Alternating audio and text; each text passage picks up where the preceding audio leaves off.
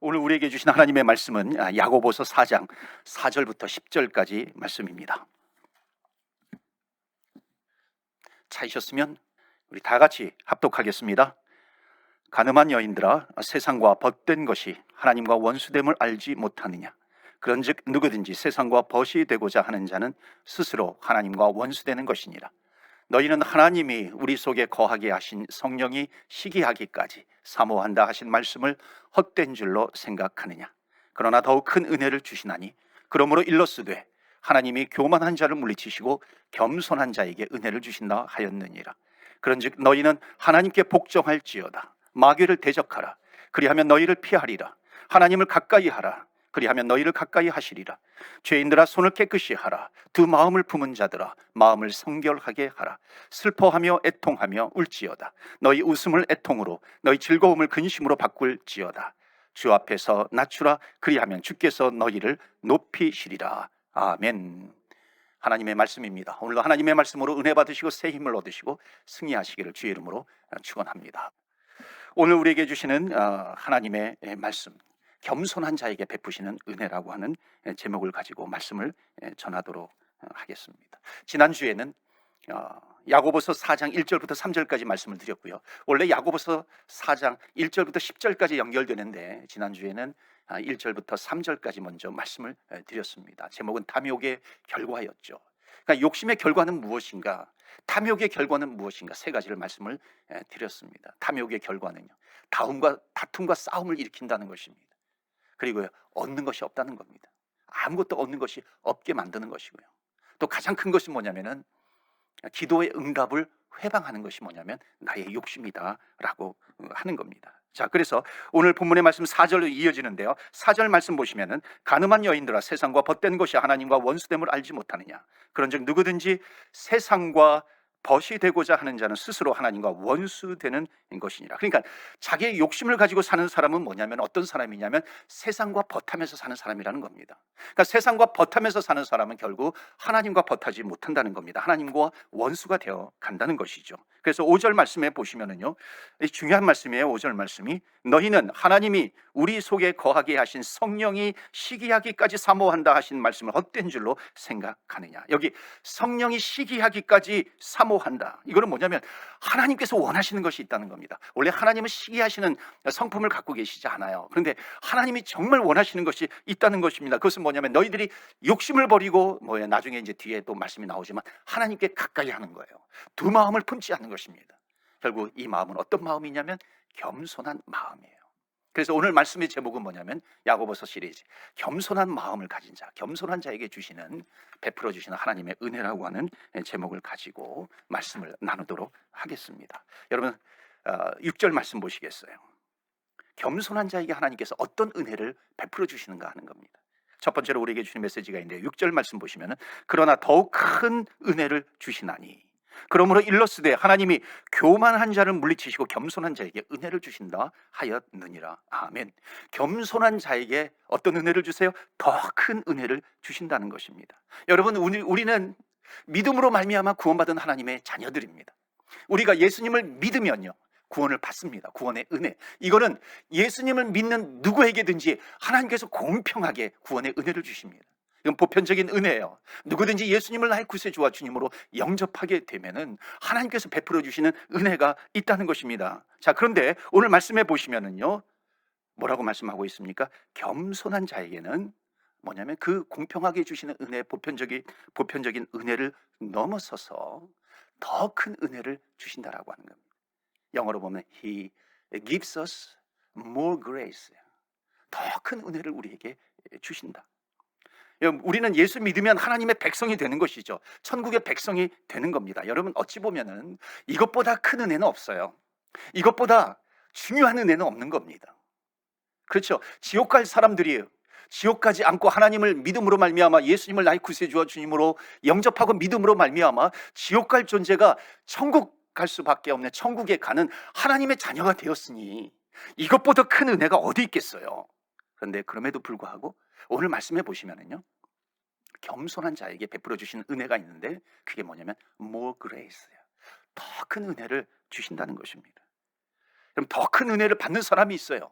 그 더 큰 은혜가 뭐예요? 겸손한 자, 겸손하게 자에게 베풀어 주시는 은혜입니다.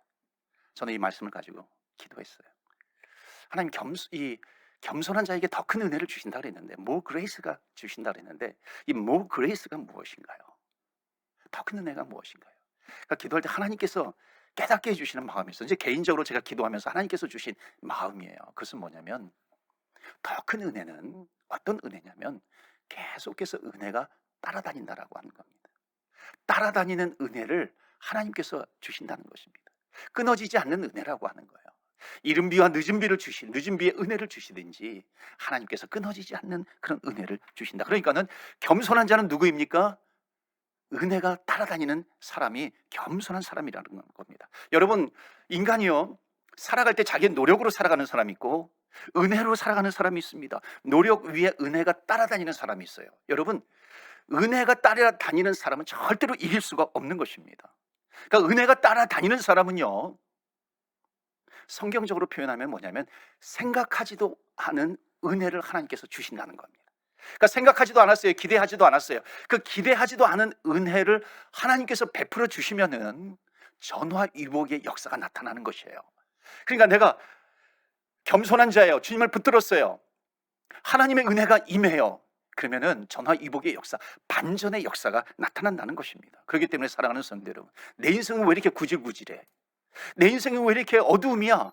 어두운 캄캄한 터널을, 끝이 없는 터널을 지나가는 것 같아. 내 인생은 왜 이렇게 상처투성이고, 내 인생은 왜 이렇게 구석졌고, 내 인생은 왜 이렇게 고통이야. 그러나 그 가운데서도 내가 겸손하게 하나님을 붙들게 되면요, 겸손한 자가 되면은 전화위복의 은혜가 있다는 겁니다. 반전의 은혜, 따라다니는 은혜가 있다는 거예요. 반전하는 역사가 있다는 것을 말씀하고 있는 것입니다. 그렇기 때문에 여러분, 어떤 인간의 노력이 그 따라다니는 은혜가 임하는 사람을 이길 수 있겠습니까? 여러분, 이것은 노력하지 말라라고 하는 것이 아니죠. 우리는 노력을 해야 됩니다. 여러분, 노력을 하십시오. 그러나 그 노력 위에 하나님의 끊이지 않는 따라다니는 은혜가 임할 수 있도록 뭐 하라고요? 겸손하라고 하는 것입니다. 그래서 우리는 기도해야 돼요. 하나님, 정말 하나님의 은혜가 끊이지 않게 해주시옵소서. 은혜가 따라다니게 해주시옵소서. 은혜가 없으면 살 수 없습니다. 여러분, 우리가 아침에 일어나면요, 제일 먼저 해야 되는 기도가 뭔지 아십니까? 그레이스예요. 은혜예요. more grace. 그래서 하나님, 오늘도 하나님의 은혜가 끊어지지 않게 하시고 은혜가 따라다니게 하여 주시옵소서. 여러분, 은혜가 따라다니게 되면은요, 승리하게 된다는 것입니다. 그런데 오늘 놀랍게도요, 본문에 보시면요, 은혜가 따라다니는 사람, 어떤 사람에게 주시는가? 겸손한 자에게 주신다는 겁니다. more grace예요. 더 큰 은혜를 주신다는 것입니다. 여러분, 겸손을 유지하시길 바랍니다. 그래서 오늘 첫 번째 우리에게 주시는 메시지는 뭐냐면, 겸손한 자에게는요, 따라다니는 은혜가 임하게 되어 있다는 것입니다. 은혜가 따라다니는 거예요.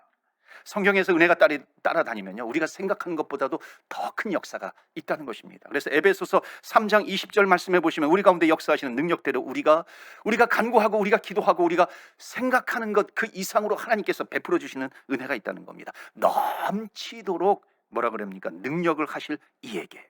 그러니까 내가 구하는 거나 생각하는 것보다 넘치도록 부어지면요, 이게 웬 축복이에요? 웬 은혜인가요?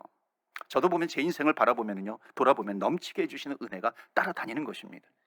항상 기도하고 생각하는 것 이상으로 하나님의 은혜가 와 있는 것이에요. 나는 이렇게 했으면 좋겠다, 이렇게 했으면 좋겠다 생각하고 있는데 하나님의 은혜가 임하면은요, 그 은혜가 내가 생각하는 것보다 더 멀찌감치 가 있는 것입니다.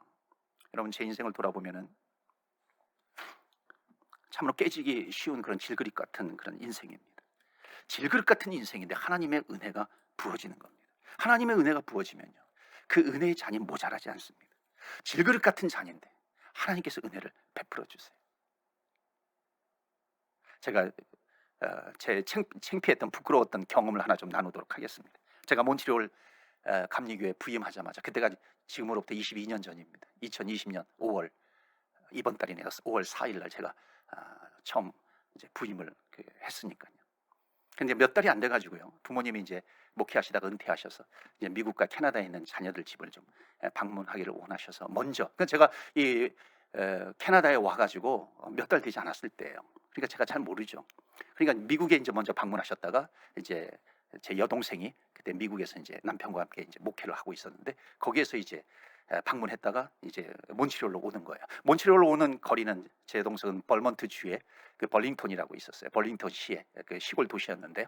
에, 몬트리올에서 1시간 40분 정도밖에 떨어지지 않은 가까운 곳이에요. 그런데 저는 그때 미국 비자가 없었어요. 그 당시에는 미국 비자가 없으면은요, 지금은 뭐 코리안 패스포트만 있으면 넘어갈 수 있지만은요, 그때는 비자가 있었어야 되거든요. 비자가 없었어요. 전 미국이라고 하는 것을 가보지도 못했어요. 그러니까 만약 비자가 있었으면 여동생 집에 가가지고 부모님을 모셔오면 되는데 그럴 상황이 되지 않은 거죠. 그래서 계획을 한 거예요. 어떻게 하냐면은 이 국경선에서 만나기로 한 겁니다. 그러니까 제 여동생은 부모님을 모시고 이제 저희 집으로 올 때 국경선까지만, 그 미국에서 캐나다로 넘어오는 국경선까지만 오는 거고요. 저는 이제 국경선에서 마치 접선하듯이 이제 여동생을 만나가지고 부모님을 모시고 이제 몬트리올로 오게 되는 겁니다. 그래서 이제 국경선까지 가게 된 거죠. 그러니까 이쪽으로 쭉 가면 이제 국경선 나온다 그러길래 찾기 쉽다고 그래서 쭉 가는데 정말 국경선이 이렇게 번쩍번쩍하면서 이렇게 나오는 겁니다. 굉장히 크고 굉장히 넓더라고요. 그래 마지막 이제 국경선 다다를 때까지 거의 보드잖아요. 검문하는 그 보드까지 가니까는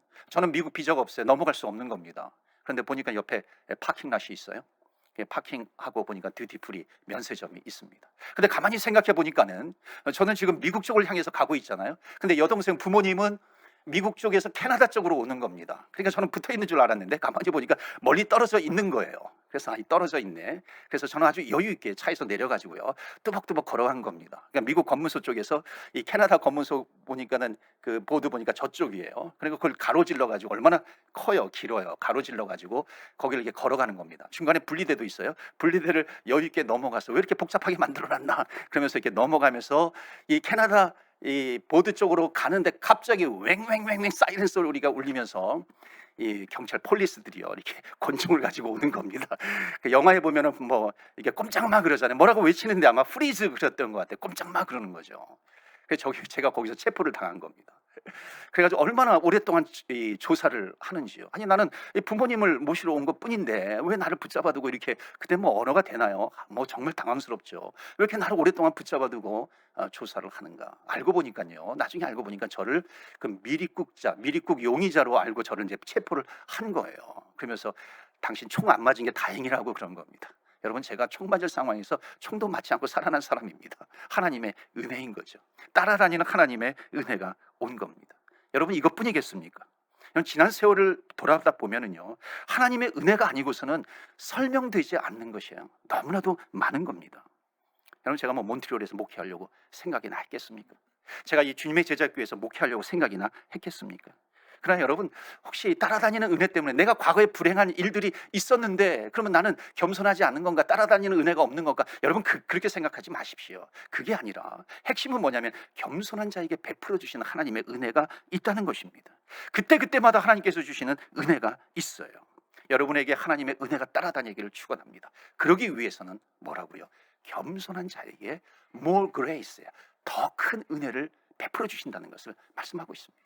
저는 생각해 보았어요. 왜 은혜가 따라다니는가? 왜 은혜가 부족한, 깨지기 쉬운 질그릇 같은 그런 인생인데 왜 하나님께서 차고도 넘치는 그런 은혜를 주시는가?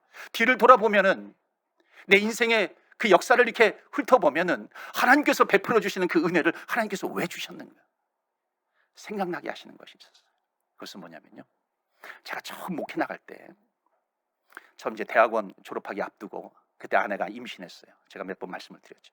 임신한 상태에서 처음 목회지가 강화도로 나왔다 그랬잖아요. 강화도로 가서 이제 목회를 하려고 그 교회 가서 설교를 했어요. 그 교회에서도 다 청빙위원들이 오케이 했어요. 다 환영을 했어요. 그런데 그 정치하시는 그 감리사님이 있었어요. 그 감리사님이 막는 거예요. 오지 말라는 겁니다. 얼마나 제가 상처가 되든지요, 좌절되든지요, 얼마나 그 용서하지 못하는 그 미운 마음이 생기든지요. 근데 하나님께서 그것을 다 치유해 주신 다음에 경기도 화성군에 동탄면 신리로 목회할 수 있도록 열어주신 거예요. 저는 그때 그 상황을 잊지 못합니다. 처음 그 목회 나갔을 때에 첫 예배 때 10명도 되지 않은, 제 기억으로는 8명인데 10명도 되지 않는, 그것도 이제 새로 전도사님이 왔다고 나오지 않던 사람들도 다 온 게 성인들 8명, 10명이 되지 않아요. 그때를 잊지를 못합니다. 그때 하나님께서 주신 마음이 있어요. 그 마음이 뭐냐면, 비록 10명도 안 되는 인원이지만 한 영혼이 너무나도 귀하다는 거예요. 그래서 하나님, 정말 한 영혼을 위해서 목숨을 걸겠습니다. 한 영혼이 얼마나 소중한지 알겠습니다. 제가 지난주에 특별히 정말 간절하게 기도하는 한 주간이었어요. 정말 애통하는 마음으로 눈물을 흘리면서 기도할 수밖에 없는 그런 한 주간이었어요. 하나님, 정말 이 진실한 마음으로 주님 앞에 기도합니다.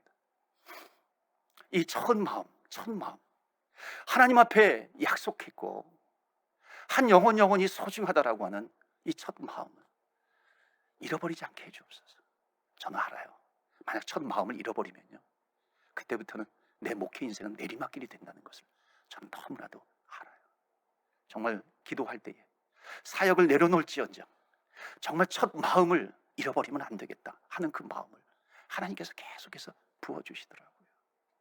그래서 감사하게도 하나님께서 많은 또 말씀으로 또 위로해 주시고 힘을 주시는 그런 한 주간이 되었습니다. 사랑하는 성도 여러분, 우리는 첫 마음을 잃어버리면 안 되는 것이죠. 우리가 이민 올 때에 내가 가졌던 첫 마음, 내가 끝까지 주님을 붙들겠습니다. 내가 처음 주님께로부터 은혜를 받았을 때에 그 주님의 첫 은혜, 첫 사랑, 여러분, 우리는 그것을 잊어버리면 안 되는 것이죠. 그것을 잃어버리게 되면 우리의 신앙생활은 내리막길로 갈 수밖에 없다는 것입니다. 그래서 오늘 성경은 말씀하고 있습니다. 겸손한 자에게 베푸시는 은혜가 있다는 거예요. 더 큰 은혜가 있다는 것입니다. 여러분, 내가 주님 없이 살 수 없습니다 그러면요, 교만할 것도 없어요. 우리는 겸손할 수밖에 없는 것이죠. 그 첫 마음을 우리는 잃어버리면 안 되는 것입니다. 겸손해지면 하나님의 은혜가 임하는 거예요. 자동으로 겸손해지는 것입니다. 사랑하는 성도 여러분, 정말 겸손함으로 말미암아 하나님의 은혜가 끊임없이 따라다니는 인생이 되시기를 주의 이름으로 축원합니다. 아멘. 두 번째로요, 겸손한 사람에게 하나님께서 베풀어 주시는 은혜는 무엇일까요? 7절 말씀 보시면요, 7절에 그런즉 너희는 하나님께 복종하라, 마귀를 대적하라, 그리하면 너희를 피하리라. 여기 복종한다는 말씀이 있죠. 그 복종한다라고 하는 단어는요, 무릎을 꿇는다는 거예요. 그러니까 하나님께 복종해요, 하나님께 무릎을 꿇는다는 것입니다. 그러니까 이거 하나님께 무릎 꿇는다라고 하는 것은 겸손하다의 또 다른 표현입니다. 그러니까 겸손한 사람은 어떤 사람이에요? 하나님께 무릎 꿇어요. 하나님께 복종하는 사람이라는 것입니다. 그러니까 하나님 앞에 무릎 꿇는 사람은 다른 말로 하면 겸손한 사람이에요. 그리고 그 말씀이 이어지는 말씀이 뭐예요? 마귀를 대적하라, 그리하면 너희를 마귀가 피하리라 하는 겁니다. 그러니까 겸손한 자에게 주시는 은혜가 뭐예요? 두 번째 은혜는 뭐냐면 마귀를 이기는 권세를 주신다는 거예요. 첫 번째는 겸손한 자에게 따라다니는 은혜가 있다는 것이죠. 겸손한 자에게 두 번째로는 마귀를 이기는 권세를 주신다는 것입니다. 그러니까 여러분, 무릎 꿇는 자, 하나님 앞에 무릎 꿇는 자는요, 마귀가 벌벌 떨고 도망간다는 거예요. 사단이 손도 못 때리라, 사단이 너희를 붙들지도 못하리라, 흔들지도 못하리라, 사단이 벌벌 떨고 피한다, 도망간다, 떠나간다는 것입니다. 여러분, 겸손한 자에게 주시는 더 큰 은혜예요. 겸손한 자에게 주시는 은혜라고 하는 것입니다. 그렇기 때문에 여러분, 사단은 알아요. 우리가 무릎 꿇으면은요, 자기가 접근할 수 없다라고 하는 것을 사단은 너무나도 잘 알아요. 그러니까는 사단의 일이 뭐야? 무릎 꿇지 못하게 만드는 겁니다. 겸손하지 못하게 만드는 거예요. 기도하지 못하게 만드는 것입니다. 그러니까 기도하면은 어떻게든지 사단은 방해하려고 하잖아요. 내가 내일 새벽에 좀 일어나야 되겠다, 새벽 기도에 참여해야 되겠다, 그리고 알람을 딱 맞춰놔요. 근데 아침에 일어나니까 뭐 알람이 울리지도 않아. 보니까 알람을 AM으로 하는 게 아니라 PM으로 맞춰놨어요. 그러니까는 AM 아침에 뭐 울리지도 않는 것이죠. 이와 같은 어떤 방법을 써서라도 마귀는요, 회방을 하는 겁니다. 그리고 다시 내가 정신 차리고 내가 기도해야 되겠다. 그래서 기도하면은요, 또 까똑 이게 카톡 이게 막 울리는 거예요. 이게 기도를 방해하는 거예요. 어떻게든지 방해하려고 하는 겁니다. 여러분, 아무리 사단이 방해한다고 할지라도 굴복하지 마십시오. 우리는 사단에게 굴복하는 것이 아니라 누구에게 굴복해요? 하나님께 굴복하는 겁니다. 이걸 다른 말로 하면 복종이라 그래요. 이것을 다른 말로 하면 무릎 꿇는 것이고, 그것을 오늘 성경적인 표현으로 하면 겸손한 자라고 하는 것입니다. 그렇기 때문에 겸손한 자에게 베풀어 주시는 은혜가 있어요. 마귀를 이길 수 있는 권세를 주신다는 것입니다. 사단은 벌벌 떨며 도망가게 되어 있습니다. 겸손하면 마귀를 대적할 수 있는 힘을 주세요. 여러분, 한번 생각해 보세요. 모세라고 하는 사람이요, 모세, 하나님께서 처음 부르실 때 가라 모세야, 너는 저 애굽 땅에서 신음하는 내 백성들을 이끌어서 저 가나안 땅으로 인도해 내거라. 그때 모세가 뭐라 그래요? 하나님, 저는 입술이 뻣뻣한 자입니다. 저들이 만약 질문하면 나는 대답할 수도 없어요. 여러분, 겸손입니까? 교만입니까? 여러분, 이건 절대로 겸손이 아니에요. 다윗은 어땠어요? 골리앗 장군 앞에서요. 골리앗은 정말 쟁쟁한 무기를 가지고 있습니다. 근데 다윗은 어떻게 해요? 물맷돌을 가지고서 너는 칼과 창으로 나오지만 나는 만군의 여호와 하나님의 이름으로 나아간다. 여러분, 교만한 겁니까? 겸손한 겁니까? 이건 절대 교만이 아니에요. 이건 겸손입니다. 여러분, 겸손은 무엇이에요? 겉으로 드러나는 세상적인 그런 교만과 겸손이 아니라 하나님께 무릎을 꿇고 있는가, 주님께 복종하고 있는가, 이것에 따라서 겸손한, 교만한가 결판이 나는 것입니다. 그래서 오늘 주시는 두 번째 메시지는 뭐냐면 너희도 겸손해라. 마귀를 이길 수 있는 힘을 주신다라고 하는 것입니다. 여러분, 마귀와 싸워 승리하시기를 축원합니다. 한번 따라서 해보실까요? 사단아 물러가라. 그러면 사단이 비웃어요. 여러분, 그렇게 외치면. 다시, 마귀야 물러갈지어다. 마귀야 물러갈지어다. 마귀가 벌벌 떨며 도망가게 될 줄로 믿습니다. 여러분, 마귀는 봐주면 안 되는 거예요. 사단은 물리쳐야 되는 것이에요. 무엇으로 물리쳐요? 기도로, 선포로. 그게 겸손입니다. 그래서 주님 앞에 무릎 꿇는 자가 겸손한 자가 되는 겁니다. 여러분 가정에 마귀가, 사단이 한 발자국도 들여놓지 못하도록 여러분 마귀와 싸워서 이기시기를 바랍니다. 겸손하게 주님 붙들고 이기시기를 바라요. 한 발짝도 허용하지 마시기를 바랍니다. 여러분, 내 생각 속에 마귀가 들어오면요 즉시 쫓아내시기를 바라요. 특히 요즘은요 마귀가, 사단이 얼마나 가정을 파괴하려고 하는지 모릅니다. 오늘은 어버이 주일이기도 하죠. 캐나다에서는 마더스데이라고 합니다. 여러분, 사단은요 가정을 파괴시키려고 혈안이 되어 있습니다. 부부 사이를 갈라놓아요. 살다 보면은요 이혼할 수밖에 없는 그런 경험을 하시는 분들도 계셔요. 우리 교회도 그런 아픔을 가지고 계시는 분들도 있죠. 또 이 아픔을 딛고 재혼하셔서 또 잘 사시는 분들도 계십니다. 여러분, 가정에 아픔이 있다면 오늘 여러분 과거에 어떤 일이 있었다 할지라도요 성경은 뭐예요? 보라, 이전 것은 지나갔으니 보라, 새 것이 되었도다. 새 사람, 새 부대에 하나님께서 베풀어 주시는 은혜가 있다는 겁니다. 그렇기 때문에 절대로 아프지 않는 가정으로 하나님 세워 주시옵소서. 마귀가 손도 못 대는 그런 가정이 되게 하여 주시옵소서. 여러분, 우리 어버이 주일에요 우리가 정말 간절히 붙들어야 될 메시지이기도 합니다.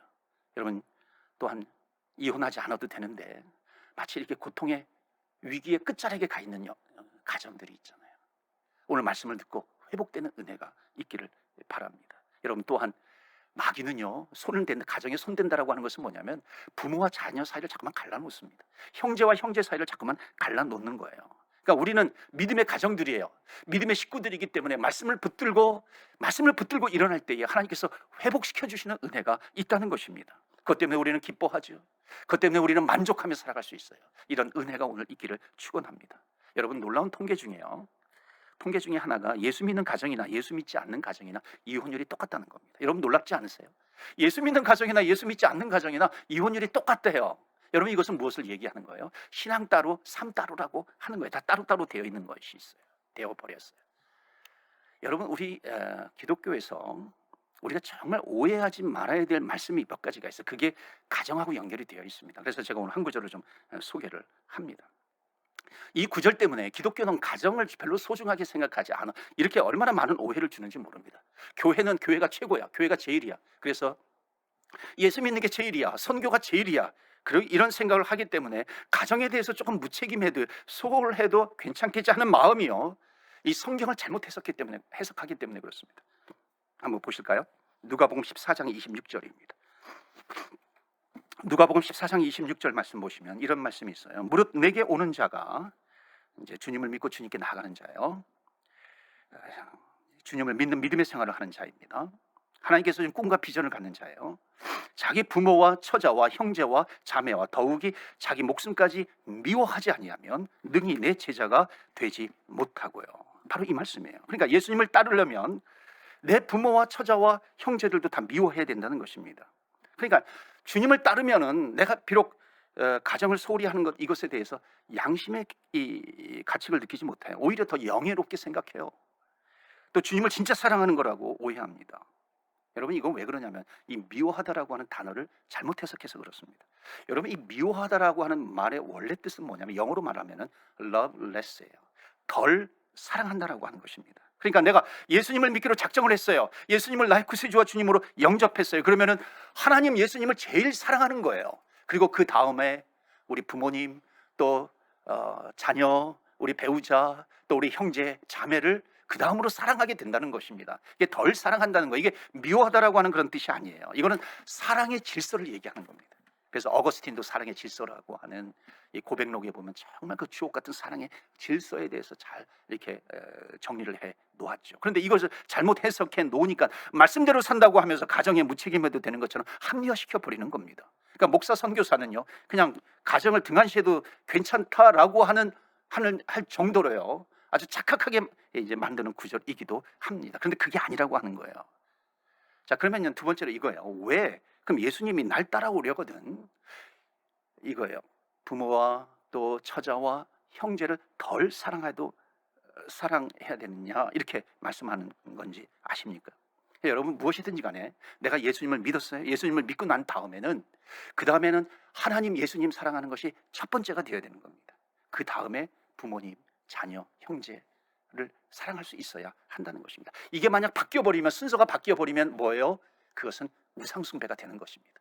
그러니까는 하나님을 제일 사랑해야 돼요. 그 다음에 부모님, 우리 자녀 또는 형제, 자매, 가족 있어요. 그때 사랑해야 되는 것이죠. 근데 이 순서가 다 뒤바뀌어 버리면은요, 하나님 위에 올려놓게 되면 이것은 우상숭배라는 것입니다. 하나님은 우상숭배를 제일 싫어하세요. 우상의 목을 하나님께서 치시는 겁니다. 그러니까 만약에 하나님보다도 우리의 부모님을 먼저 올려놓으면은요, 하나님께서 우리 부모님을 책임져 주시지 않는다는 것, 축복해 주시지 않는다는 것입니다. 하나님보다도 우리의 기업이 있어요. 우리 기업을 더 위에 올려놓게 되면은 하나님께서 그 기업을 돌봐주시지 않는다는 것이에요. 하나님보다도 우리의 자녀를 그 위에다 먼저 올려놓게 되면은, 물론 하나님은 우리의 자녀들을 사랑하시지만요, 하나님께서 책임져 주시지 않는다라고 하는 것입니다. 그런데 하나님을 가장 사랑해요. 예수님을 가장 사랑해요. 이 사랑의 질서가 잡혀 있어요. 그러면 희한하게도요, 하나님보다도 우리의 자녀를 하나님보다도, 자녀보다도 하나님을 내가 더 사랑하게 되면, 그리고 우리의 기업보다도 회사보다도 하나님을 더 사랑하게 되면, 우리의 부모보다도 하나님을 더 사랑하게 되면은요, 이게 우선순위가 딱 되는 거잖아요. 그리고 하나님께 기도해요. 하나님, 우리 부모님을 위해서 기도합니다. 그러면 하나님께서 축복해 주시는 거예요. 우리 기업을 놓고 기도하게 됩니다. 하나님께서 돌봐주신다는 것이에요.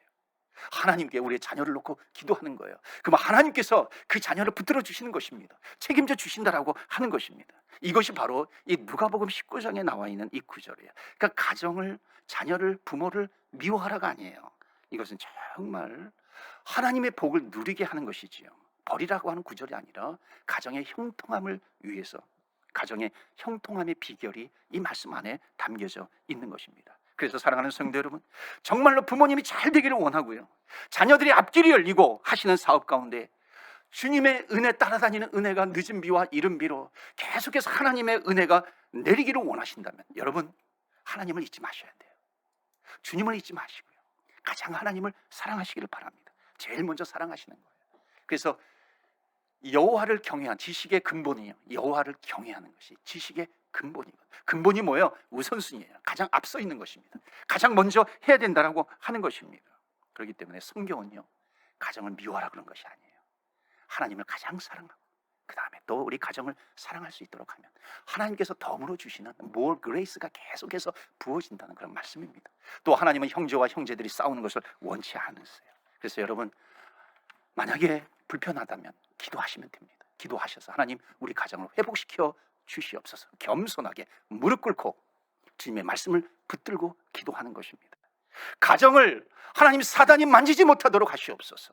여러분, 겸손한 자에게 가정을 사단이 만지지 못하게 해주신다고 약속해 주셨습니다.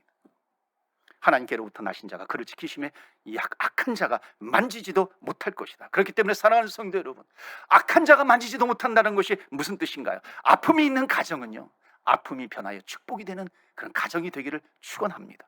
이혼의 위기 가운데 있어요.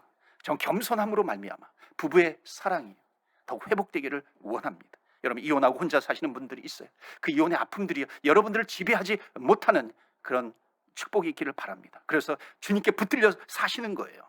여러분, 재혼해서 새로운 가정을 꾸리신 분들은요, 더욱 사단이 부부 사이를 갈라놓지 못하도록 서로 사랑하고 감사하고 기뻐하는 그런 은혜가 있기를 기원합니다.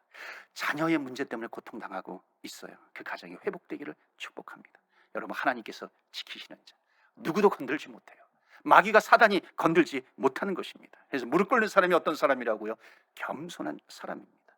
여러분, 겸손한 자에게 베풀어 주시는 은혜가 저와 여러분 가정에 가득하기를 주의 이름으로 축원합니다. 그러면 마지막 세 번째로 10절 말씀입니다. 겸손한 자에게 베풀어 주시는 은혜가 있어요. 10절 말씀 다 같이 읽겠습니다. 시작. 주 앞에서 낮추라. 그리하면 주께서 너희를 높이시리라. 아멘. 우리를 높여주신다는 겁니다. 세 번째 메시지는 겸손한 자에게 자를 하나님이 높여주신다는 겁니다. 이 높여주신다라고 하는 것의 다른 해석은 뭐냐면 원수의 목전에서 상을 베풀어 주신다는 것입니다. 정말 하나님 살아계셔. 놀라운 반전의 역사가 있다는 것입니다. 전화위복의 역사가 있다는 것이에요. 그래서 이 높여주신다라고 하는 또 다른 뜻은 뭐냐면 회복시켜 주신다라고 하는 것입니다. 근데 가장 중요한 것은 뭐냐면요, 높이신다, 회복시키신다, 원수의 목전에서 상을 베푸신다, 다 중요한데 가장 중요한 어휘는 뭐냐면 하나님이에요. 하나님께서 높여주셔야 된다는 것입니다. 하나님께서 회복시켜 주셔야 된다는 것이고요, 하나님께서 열어주셔야 그것이 정말 영원한 완성된 하나님께서 베풀어 주시는 은혜요 축복이라고 하는 것을 말씀하고 있습니다. 여러분, 세상에서도 높아지는 사람 얼마나 많은지 몰라요. 그런데 하나님이 높여주시는 것과 세상에서 스스로 높아지는 것이라든지 세상에서 높여주는 것의 차이점이 뭔지 아십니까? 그것은 뭐냐면 하나님께서 높여주시면요, 하나님을 위하여, 하나님의 영광을 위해서 정말 귀하고 값지게 쓰임받는다는 것입니다. 여러분, 저와 여러분이, 여러분 가정이요, 기업이, 자녀가 정말 하나님 앞에 귀하게 값지게 하나님의 영광을 드러내는데 쓰임받기를 주의 이름으로 축원합니다. 그래서 베드로전서 5장 6절 말씀해 보시면, 그러므로 하나님의 능하신 손 아래에서 겸손하라. 때가 되면 하나님께서 높이시리라. 아멘. 때가 되면 하나님께서 높이신다는 것입니다. 사랑하는 성도 여러분, 왜 저 사람은 잘 되는데 나는 왜 이렇게 안 되지? 저 사람은 저런데 왜 나는 이렇게밖에 되지 않나? 여러분, 그러지 마시고 그러기 전에 주님 앞에서 겸손하십시오. 무릎 꿇으시고 복종하시고 하나님을 붙드시기를 바랍니다. 그러면 하나님께서 약속해 주신 것은 뭐냐면 때가 되면 하나님께서 높여주신다는 것입니다. 우리는 하나님께서 높여주셔야 쓰임받는 인생이 되는 것입니다. 사랑하는 성도 여러분, 오늘 여러분의 가정에, 또 여러분의 부모님과 또 자녀와 일터 위에 끊임없이 베풀어 주시는, 마귀가 손도 못 대는 은혜, 끊임없이 끊어지지 않는 따라다니는 은혜가 있기를 바라며, 때가 될 때 하나님께서 높여주시는 은혜로 충만하기를 주의 이름으로 기원합니다. 아멘. 그대 섬김은 아름다운 찬송이에요. 그대 헌신은 향기 나는 기도요. 너무나도 귀하지 않습니까? 하나님, 우리 어버이 주일을 맞이해서 우리 부모님을 축복합니다. 주님이 정말 사랑하시는 우리 어버이, 우리 부모님, 그들의 섬김이 있어요. 어떤 환경 가운데서도, 환난 가운데서도, 그 아픔 가운데서도 기도가 끊어지지 않아요. 헌신이 끊어지지 않아요. 찬양이 끊어지지 않아요. 그래서 그대 헌신은 향기로운 기도라 그러는 거예요. 그대 헌신은 아름다운 찬송이라고 얘기하는 것입니다. 하나님의 축복이 임할 수 있도록 여러분 계속해서 기도해 주시기를 바랍니다. 그래서 오늘 우리가 말씀을 붙들고 기도합니다. 하나님, 겸손한 자가 되게 하여 주셔서, 겸손하면 따라다니는 은혜가 있습니다. 마귀가 손도 대지 못합니다. 하나님께서 때가 되면 높여주십니다. 회복시켜 주시고 원수의 목전에서 상을 베풀어 주십니다. 하나님, 이런 은혜가 우리 가정 가운데 가득하게 하여 주시옵소서. 우리 다 같이 주여, 주의 이름 부르며 기도하며 나아갑니다. 주여, 주여.